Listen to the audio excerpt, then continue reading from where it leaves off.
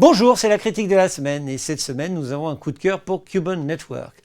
Parce que ce réseau cubain est d'abord un film d'espionnage de la meilleure eau. Oh, pas l'un de ces films qui, à la suite de James Bond, nous laisse croire que les agents du renseignement gagnent à cultiver leur côté glamour et qu'une quantité suffisante de gadgets permet de triompher de toutes les avanies. Nous sommes davantage ici à l'école de John le Carré, le réalisme étant d'autant plus nécessaire qu'il s'agit d'une histoire vraie. Parce que ce film d'espionnage, au cœur de la diaspora cubaine de Floride, est aussi une belle histoire d'amour, une histoire humaine dont nous ne découvrons les tenants et les aboutissants que peu à peu, au fur et à mesure que les choses trappes semées sous nos pas se révèlent, condition sine qua non pour que le thriller nous tienne en haleine. Parce que c'est un film d'Olivier Assayas, l'un de nos rares cinéastes qui peut se targuer d'ambition internationale quant au choix de ses films sans provoquer quelques sourires ironiques.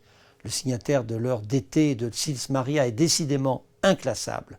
Cuban Network ne ressemble à aucun de ses films les plus récents.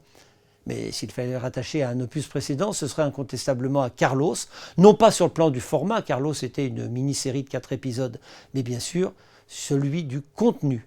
Tout le monde ne nage pas dans les tourbillons de la géopolitique comme un poisson dans l'eau.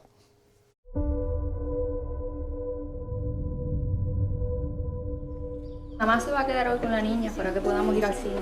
Tranquila, que yo estoy aquí a las 6. Ven, mi amor, un abrazo para papi. Un abrazo para papi. Un Ay, abrazo. la twins. Les films d'espionnage ne se sont pas taris avec la guerre froide. D'abord parce que les contradictions entre les anciens blocs n'ont pas disparu comme par enchantement. Ensuite, parce que les États-Unis, grands pourvoyeurs du genre, se sont trouvés de nouveaux ennemis pour donner corps aux fictions. Les islamistes de tout poil ont beaucoup donné, pour ne retenir que l'exemple le plus patent. Mais comme son titre l'indique, c'est bien Cuba qui est au centre du film. Cuba, dont le potentiel romanesque est inhérent à sa position géographique, à quelques encablures du sud des États-Unis. Or, comme chacun sait, le pouvoir sur l'île est entre les mains des adversaires de l'oncle Sam.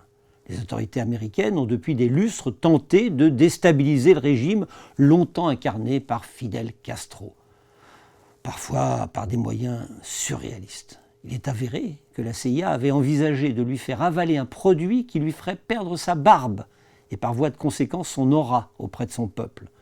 Ça ne s'invente pas. Plus sérieusement, toutes les occasions ont été saisies pour donner un coup de main significatif aux opposants réfugiés sur le sol américain, principalement en Floride.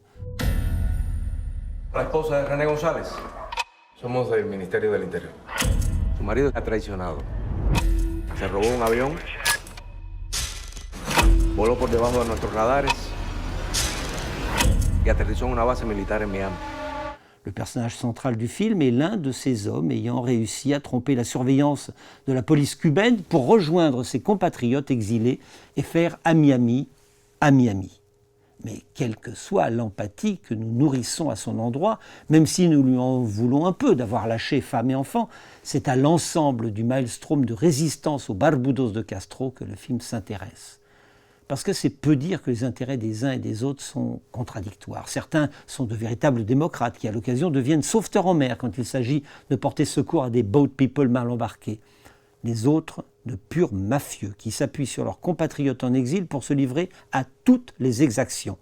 Entre les deux, toutes les nuances de gris. Nosotros hemos armado una organización, unos kamikazes. Necesitamos pilotos como tú.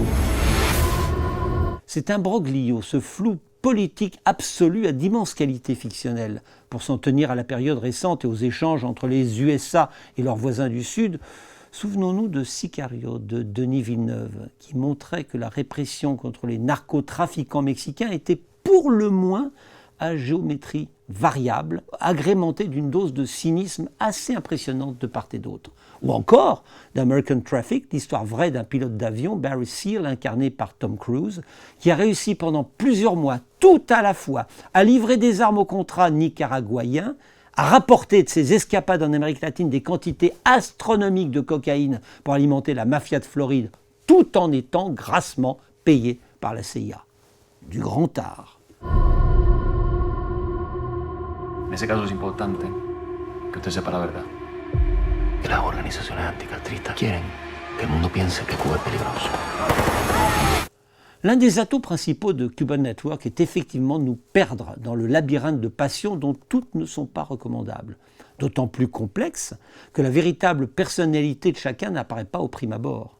Un twist monumental nous attend d'ailleurs au tiers du film, mais il sera incongru, pour ne pas dire criminel, d'en dire plus, tout autant que de révéler d'entrée de jeu le nom de l'assassin d'un roman d'Agatha Christie. La única forma de detenerlos es infiltrar las organizaciones terroristas en Florida. Ya tenemos hombres en el terreno. Una red de espías cubanos en Miami. Le personnage central du film se nomme René González, un personnage d'autant plus passionnant qu'il ne ressemble en rien aux espions souvent cyniques dont le cinéma nous abreuve. Edgar Ramirez, qui lui prête vie, traduit à merveille toutes les contradictions, toutes les nuances de son parcours. Le problème est que notre homme fuit Cuba sans en parler à sa femme, incarnée par la toujours vibrante Penélope Cruz. Ce qui fait que nous sommes privés de sa présence et que nous frôlons le trou noir narratif avant d'en comprendre la nécessité. Force est de reconnaître que la comédienne qui nous a encore une fois tiré des larmes récemment dans Douleur et gloire de Pedro Almodóvar est mieux que crédible en femme du peuple dans le Cuba des années 80. Con esa gente, tú no sabes dónde termina la lucha por una Cuba libre y dónde empieza el tráfico de drogas.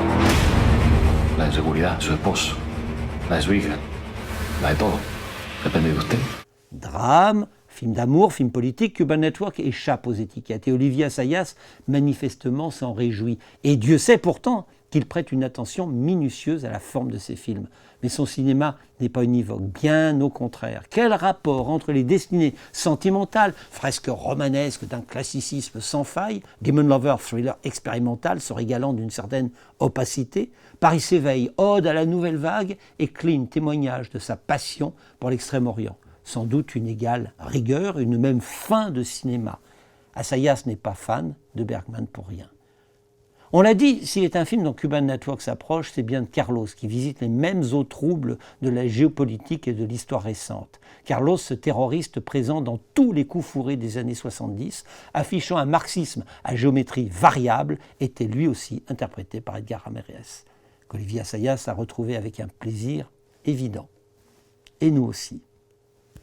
You're putting yourself in great danger.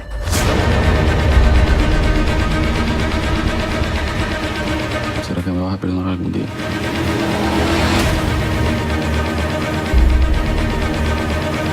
Bon, pour conclure, permettez-moi de revenir quelques instants sur le terrain politique. Si Cuban Network met parfaitement en lumière le cynisme des autorités américaines, il ne donne pas pour autant un blanc-seing aux hommes de Fidel Castro et se permet simplement de suggérer que le combat ne se fait décidément pas à forces égales. Le film se termine lorsque René González met un terme à ses activités. Il ne dit donc rien de ce qui s'est passé par la suite. Barack Obama a effectué une visite officielle à Cuba et desserré l'étau de l'embargo qui asphyxie l'île. Et Trump a naturellement passé la marche arrière une fois à la Maison-Blanche. Il faut savoir que la Floride fait partie de ces swing states qui peuvent faire basculer le résultat d'une élection présidentielle. On se souvient à cet égard la tragicomédie du recomptage des votes lors du duel entre George W. Bush et Al Gore. Et que dans ce contexte, le vote des réfugiés cubains est parfois déterminant. Pas besoin d'en dire plus. The hour of truth has arrived.